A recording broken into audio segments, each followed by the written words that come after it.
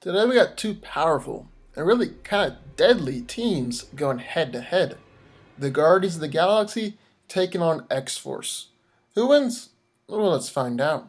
The first Guardians of the Galaxy were a team of freedom fighters in the 31st century, but the name was later used for the team Star-Lord formed to deal with galactic level threats. Not for this battle, the team will consist of Star-Lord, Gamora, Drax, and Rocket Raccoon and Groot. Peter Quill is a human-alien hybrid and the leader of the Guardians. While he doesn't have any superhuman abilities, he does have his element gun. This weapon is capable of turning people into stone, creating gusts of wind, shooting fire and water, or even creating lightning strikes powerful enough to take down Angela, Thor's half-sister. Gamora is a highly skilled and feared galactic assassin, even being known as the deadliest woman in the universe. She has been physically enhanced to be the equal of Adam Warlock, and is surprisingly quick and agile. She is one of the most skilled fighters in the Marvel Universe, having trained in 83.4% of all known fighting styles in the galaxy. She's been able to fight against the Thing, She-Hulk, and Captain Marvel, and even go up against Thanos. Her preferred weapons are swords and knives, with her favorite being the Godslayer. After his family was killed by Thanos, Drax's sole purpose in life became to destroy the Mad Titan. Drax is able to lift up to 100 tons, and is superhumanly durable. He's incredibly proficient in combat, and is a master in multiple different forms of alien martial arts. Drax also enjoys using knives in battle, and tends to use a pair of knives made of an unknown material. Rocket Raccoon has been a longtime member of the Guardians, and usually serves as the team's chief strategist. While Rocket isn't very physically impressive, he does carry around a massive arsenal. He's got guns and pistols capable of killing superpowered opponents, and grenades able to blow up massive spaceships. Then Rocket also carries around large cannons, that even the threat of using them was enough to make a weakened Thanos surrender. Then finally, we've got Groot. Groot is the muscle of the team, and has been able to take down giant monsters, tangle with Gladiator, and even land attacks against Thanos. Groot is also able to create miniature clones of himself, and can create and manipulate wood. The Guardians are a quite capable team, taking down incredibly powerful opponents because of their teamwork and Rocket's tactical genius. In fact, Peter called Rocket the greatest tactical mind that he's ever met, and Star-Lord has crossed paths with Captain America, Cyclops, and Iron Man. And then in the other corner we have the X-Force. When Cable reformed the New Mutants, he made them his soldiers. They became a mutant Black Ops team, assigned to kill not just the enemies of the X-Men, but of all mutant kind. Although this team eventually dispersed, the X-Force moniker has persisted in successive iterations of more forceful X-teams. For this fight, we'll be using my personal favorite X-Force team, a team consisting of Wolverine, X-23, Warpath, Archangel, and Domino. Wolverine is the ultimate living weapon, thanks to a combination of his healing factor and adamantium claws. Logan is a healing factor that has allowed him to survive almost any attack that comes his way, easily brushing off bullets, blades, and even energy blast and lightning attacks. He's had all the metal ripped out of his body, and even survived a nuclear blast. Then with his adamantium claws, Wolverine can cut through essentially anything, injuring Hulk, Thor, and even Thanos. Not to mention that he's a skilled fighter, and is a master of 28 different forms of Kung Fu alone. X-23 is a clone of Wolverine, meaning that she's essentially a living weapon as well. She's got a healing factor that is arguably greater than Wolverine's, because she doesn't have adamantium poisoning to contend with, although she is susceptible to losing limbs because she doesn't have adamantium-laced bones. Laura has claws in her hands as well, and plus, she has foot claws that catch many opponents by surprise. X-23 is a skilled fighter and is one of the greatest assassins in the world.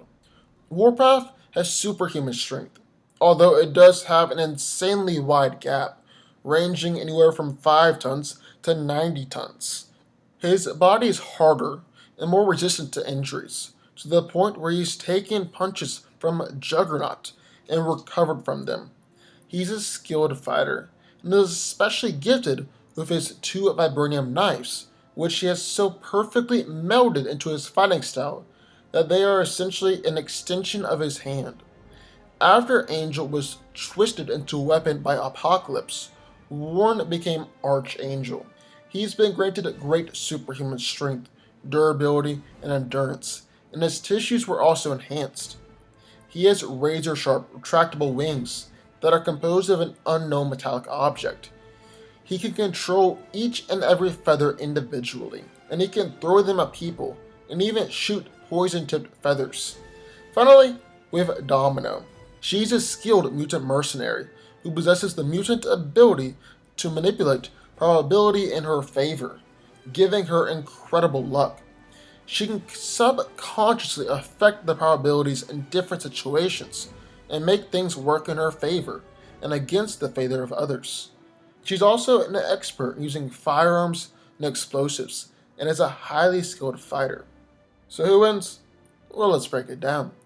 Now, the X-Force is a very dangerous team, and it's comprised of cold-hearted killers who are both maneuverable and stealthy, which will give them an advantage in this fight. Both Logan and Laura have healing factors, which will allow them to last much longer in this fight, and Warpath is a bit of a brute and a tank as well. Domino is a clever marksman who will try and pick off enemies from a distance, and is a wild card because of her probability manipulation. Then Archangel will be able to isolate Guardians by grabbing and flying away, then fight one-on-one somewhere else.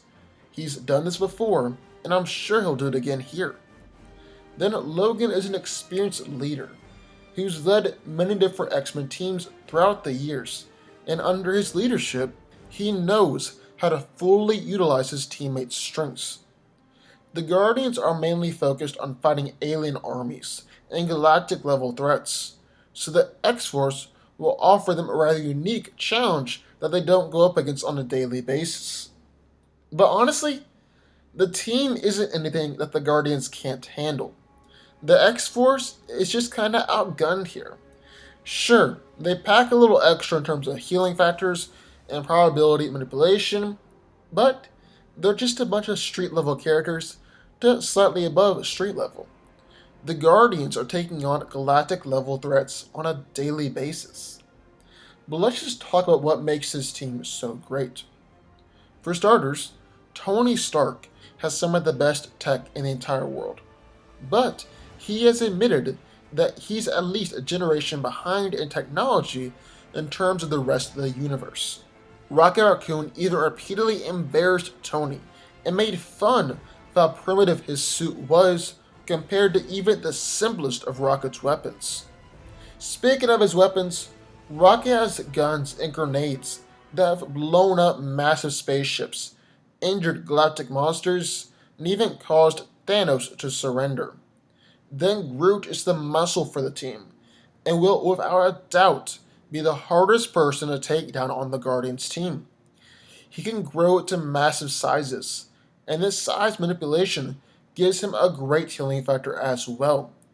He can grow from a twig to 10 stories tall in a matter of moments, and if he happens to be destroyed, he can just regrow and get back into the fight.